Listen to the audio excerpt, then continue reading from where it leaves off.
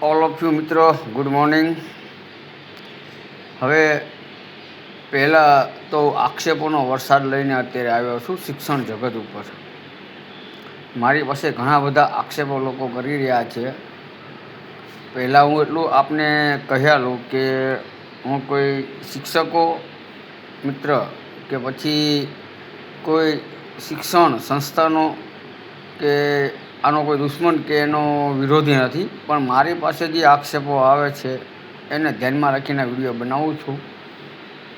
તો પહેલી વાત એ લઈએ કે હજુ સરકારી શાળાઓની અંદર, ખાસ કરીને કાંઠા વિસ્તાર છે, ત્યાં ભાલ વિસ્તાર છે, ત્યાં લીંબડી પ્રોપરની અંદર, ત્યાં એ અલગ અલગ સુરનગરના જે તાલુકાઓ છે ત્યાં લગભગ શાળાઓની અંદર શિક્ષકો કહેવાય તો અમદાવાદ છે, સુરેન્દ્રનગર છે, રાજકોટ છે, આ બધી જગ્યાએથી અપડાઉન કરી રહ્યા છે.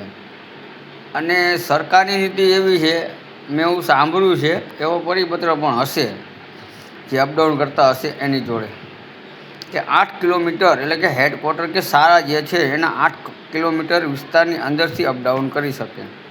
અવારનવાર સરકાર દ્વારા આવા શિક્ષકોને કહેવામાં આવ્યા છતાં હજુ પણ અપડાઉન કરે છે.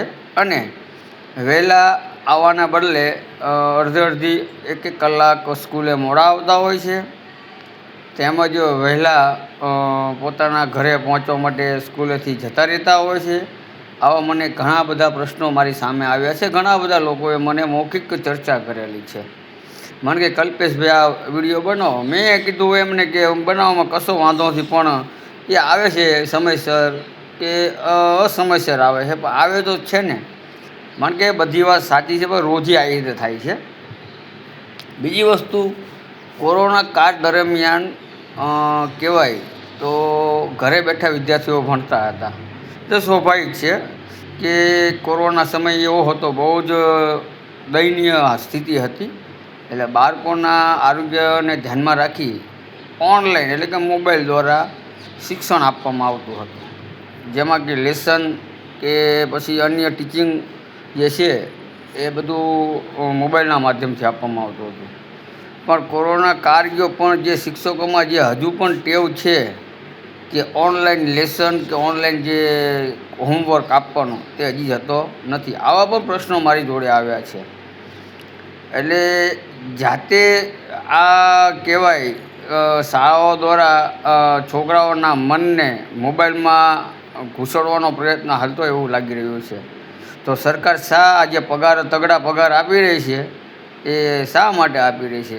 જો એમને મોબાઈલ દ્વારા જ ભણાવવાનું હોય, મોબાઈલમાં જ લેસન ને હોમવર્ક આપવાનું હોય, તો શા માટે કહેવાય શાળાઓ ખોલેલી છે અને આવા શિક્ષકોને રાખેલા છે? આવા ઘણા બધા આક્ષેપો મારી પાસે આવેલા છે. તો જે તે કક્ષા, BRC કક્ષા હોય, CRC કક્ષા હોય કે જિલ્લા કક્ષા હોય કે શિક્ષણ વિભાગના જે હોય ત્યાં સુધી વિડીયો પહોંચે અને આની હકીકતમાં ઊંડાણપૂર્વક તપાસ કરે. આમાં શું હકીકત છે કે ફક્ત પાયા વિહોણા આક્ષેપો જ છે? આ એક તપાસનો વિષય બન્યો છે અને આ બાબતે તપાસ કરવી એ પણ ખૂબ જ અગત્યની છે. આ મારી પાસે આક્ષેપોનો એક કહેવાય વરસાદ વરસ્યો હતો, એટલે આપની સમક્ષ મૂકું છું, જેથી આ તંત્ર પાસે પહોંચે અને આની તપાસ ઊંડાણપૂર્વક કરે અને આના ઉપર કાયદેસરના પગલાં ભરે.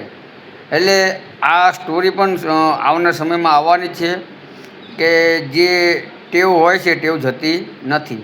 ખાસ કરીને અપડાઉન કરતા જે છે એમના માટે પણ કે 8 કિલોમીટર વિસ્તારમાંથી તેમને પોતાના હેડક્વાર્ટર આવવાનું હોય છે અથવા હેડક્વાર્ટરમાં જ રહેવાનું હોય છે.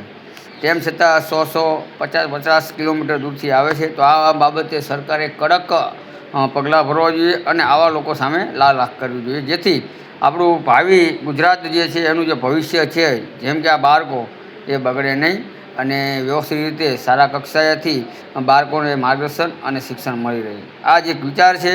પણ ખાસ આ પાયા વિહોણો આક્ષેપ છે કે સત્ય છે એ તો આવનાર સમય જ બતાવશે.